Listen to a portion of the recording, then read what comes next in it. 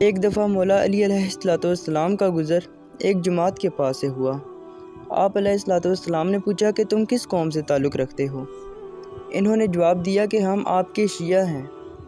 حضرت نے فرمایا بہت خوب، میں تو تم میں اپنے شیعوں کی کوئی علامت نہیں پاتا اور نہ ہی اپنے دوستوں کے لباس میں تمہیں ملبوس دیکھتا ہوں۔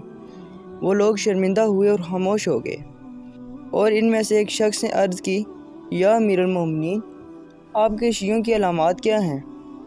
آپ علیہ السلام نے فرمایا، ہمارے شیعہ حکم خدا کے مطابق عمل کرتے ہیں اور صاحب فضائل ہوتے ہیں اور سچ کہتے ہیں۔ ان کا لباس موٹا اور ان کی چال متواضع ہوتی ہے، اطاعت خدا سے ڈرتے رہتے ہیں اور اس کی عبادت میں خشوع و خضوع ظاہر کرتے ہیں۔ کبھی کسی حرام چیز پر نظر نہیں ڈالتے، اپنے کان اپنے رب کے حکم پر لگائے رہتے ہیں اور قضاء الہی پر راضی رہتے ہیں۔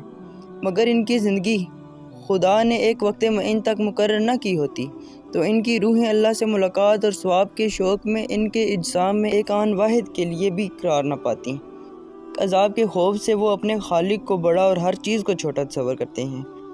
جنت ان کے نزدیک ایسے ہے گویا انہوں نے اسے دیکھا ہو اور اس کے تختوں پر ٹیک لگا کر بیٹھے ہوں، اور دوزخ ان کے لیے ایسی ہے گویا انہیں اس میں عذاب دیا جا چکا ہے۔